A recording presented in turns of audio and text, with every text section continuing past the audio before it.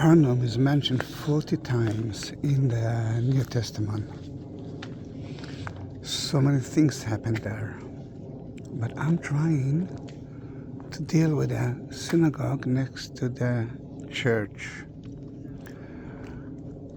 In the 6th century, when one of the pilgrims from Legenda arrived here, he mentioned a basilic. He didn't mention the synagogue. Before that, at the 4th century, Igeria that visited Israel mentioned those two places. What's happened here? According to the new theory, and this is a totally new theory, at the 6th century, that city wasn't a Jewish city anymore. That was a Christian place. And that's why there's two other doors actually was built. Now, that scholar who actually believes that this is the story, this is the idea, she mentioned the Jewish inscription about it. And the only thing that was mentioned about Capernaum at the 6th century is about how Jews became to be Christians here. Usually, when they're talking about that, when they're talking about how bad it is, they mention the name of the city. They didn't mention the name of Nazareth, they didn't mention the name of Chorazim, but they mentioned the name of Capernaum. Then the new theory tells us that there is no problem between Jews and Christians because there are only Christians here. And the idea is that they cover that part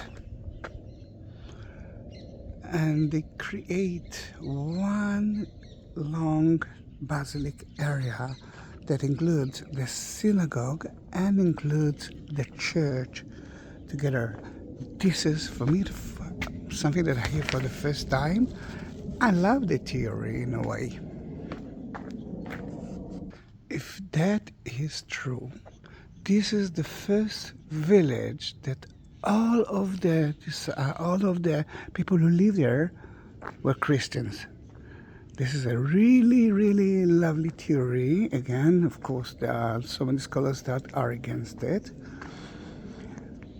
But that actually tells us that the apsis that we saw from the 6th century at the house of St. Peter mother-in-law, which is there. Remember we saw it at the beginning of the video. Can be a font. It's not really an apse. There's no altar there.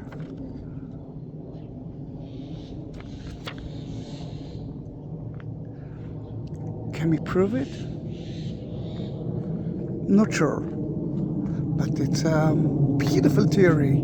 Guys, Iskar Rani, my scholar, my professor, she is amazing. She is amazing. Another thing that we found here in the houses, all over the village, we found so many Christian crosses to doom. And that actually answers the question of how can two places that didn't like each other are very close to each other, 25 meters. Then maybe at the beginning it started as, all right, let's accept that crazy people that believes in Jesus, and then because there are so many pilgrims who comes to visit the Christians, then let's work together. But then suddenly, or somewhere at the end of the 5th century, all of them became Christians. That's why the houses here, which weren't built at the time of, at the 6th century, we found so many Christians items.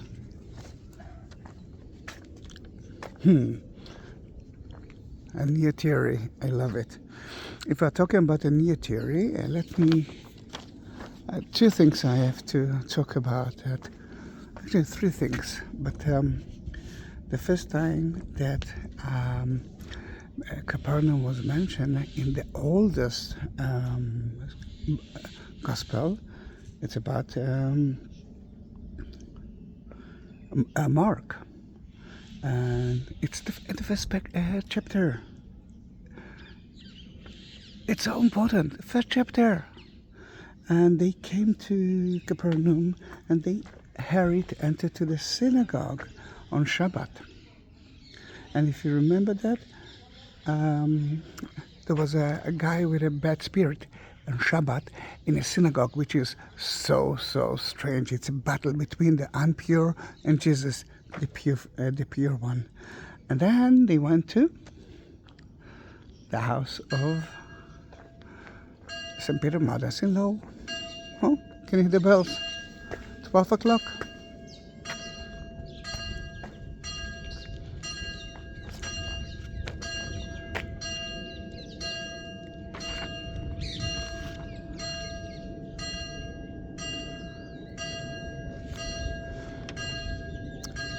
Another thing that I actually forgot to mention, which I love, remember when we entered the church, climbed up the stairs, and we saw kind of the roof of the Domus Ecclesia, the roof of the house of St. Peter Mother-in-law. And remember, one of the people who were sick who couldn't enter through the door, he went through the roof. Oh, yes. So many things. And if it's true, then the synagogue became to be a memorial site of that area. One complex. As he said, the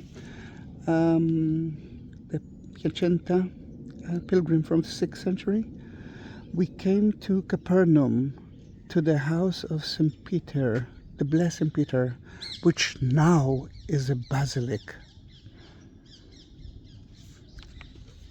Love it. Then, that was the synagogue of Jesus. Yes and no. Remember that there are two layers, the basal stone, above it the limestone. Then the basal stone might be the synagogue of Jesus, but we have to destroy a big part of it to check everything, and I'm not sure that they will do that. But that was the synagogue, because usually a synagogue was built on top of a synagogue. Holy site was built on top of a holy site. And I wanted to see the two layers, if we didn't pay attention for that before.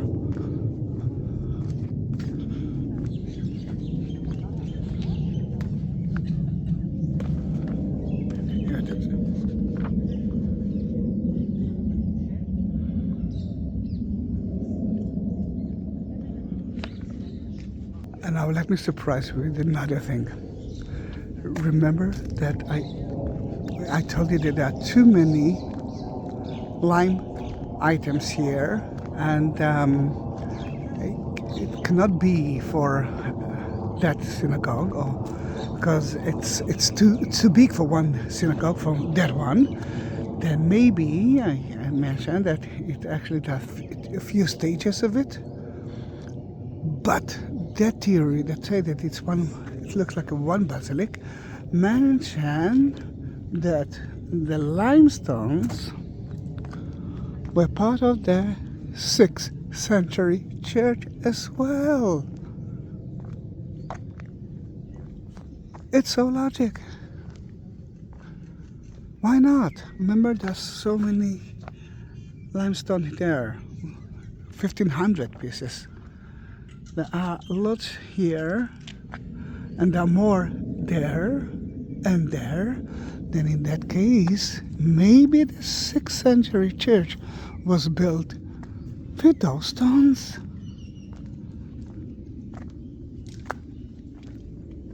You have to see me now. I'm so amazed. I'm so happy. It took me like 2.5 hours to reach here, to visit the village. And you cannot find anyone who is happier than me, although there's there's a war now between ISIS, Hamas, and Israel. And although they just sent 20 rockets to one of the cities next to the border, and still,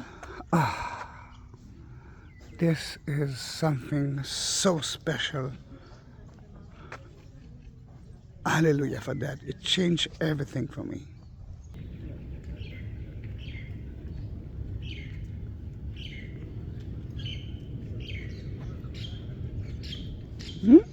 Now you know where it was.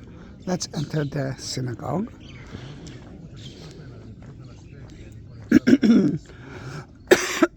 We didn't find it like that. Everything was one big ruin.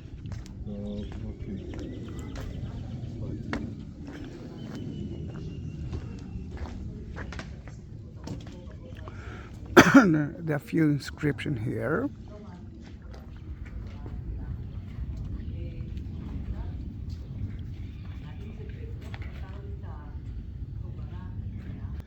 And we don't know if there was a second story building, although there are some stirs that might show us that it was.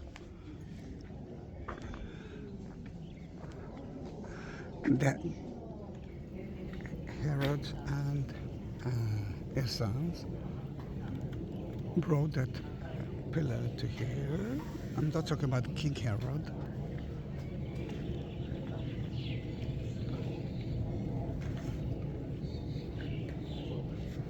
It's beautiful to see that.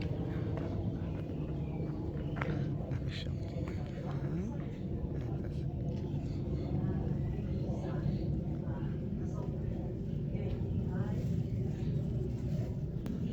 Then they built that column for a lot of money, but why they built on a wall? It wasn't in situ. That column can be anyway, it's like Lego we are building. But finally, he was the Franciscan, so actually he died in a car accident. And they dedicated that column for him. The right one is from the 4th, 5th century, and that's from the 20th century, of course. Chapter 6 in John is such an important chapter especially, I must say, for evangelists.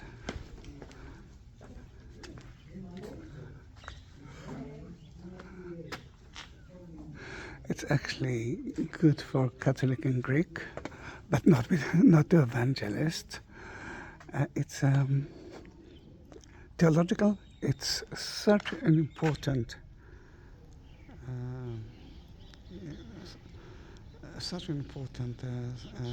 chapter because it actually talks about the body and the blood of Jesus, bread and wine.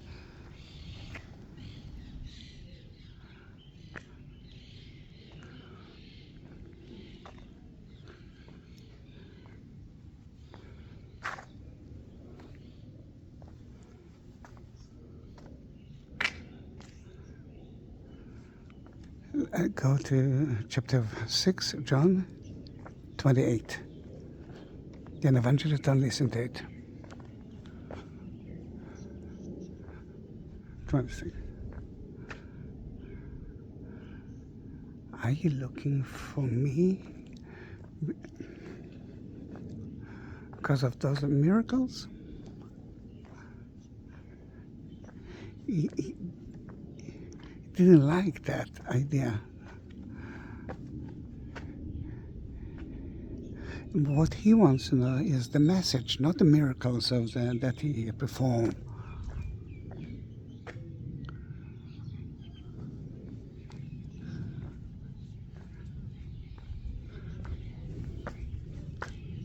People came to Capernaum to look for him. But why are you looking for me? Is it because don't work for unimportant food? You have to work, look for the food that exists for eternity. And he is the bread, Jesus.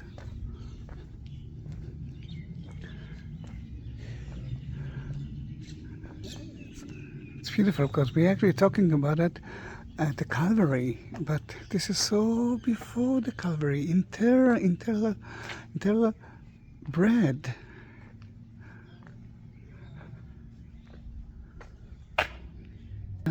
And what should we do? They said, very easy, believe.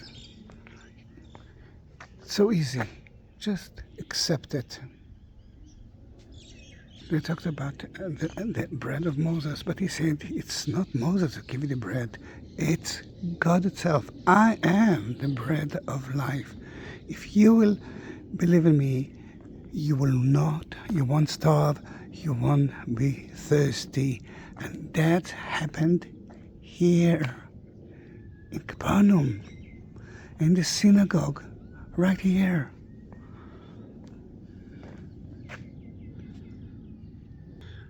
Your families ate the bread when they left Egypt and they died. If you will eat my bread, you will live forever. If you won't eat the meat of me and you won't drink my blood, you have nothing, you have no place in the word. I know that it's difficult if you're evangelist, I know that it's not easy to listen. My meat is the real food. My blood is the real thing. You have to drink it. Catholic will accept it immediately. Greek Orthodox as well. And those things he said at the synagogue in Capernaum. The Eucharist church. The bread and the wine, it's not a metaphor or a story according to what he mentioned here.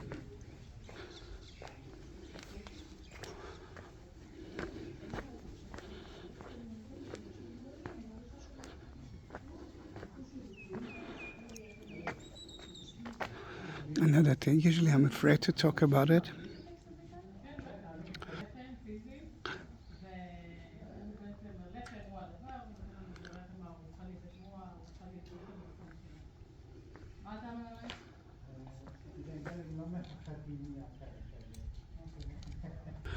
Then, remember John chapter 6.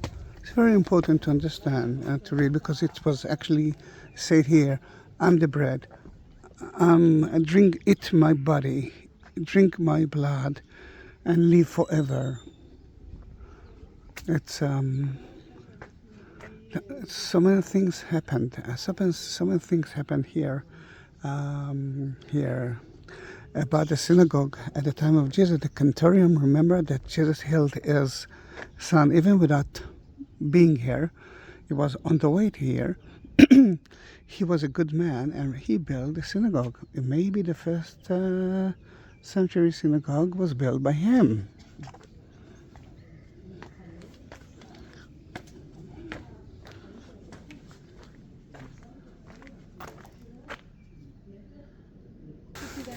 Then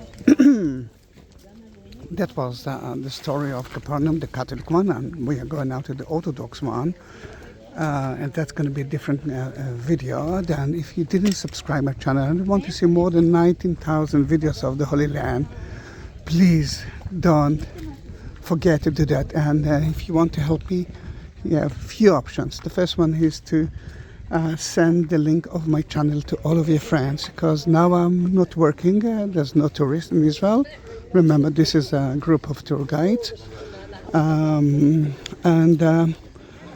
if you want to help my channel, 3 more options. Next to the like button, there is shape of a heart button. This is the super thanks. You can do that. You can actually help me via YouTube. And at the description, I will write a little bit more about Capernaum, and you can see 2 links of Buy Me a Coffee and PayPal, and you can actually help me to survive and to prepare more videos for you through there too. Thank you very much for being with me. Bye bye.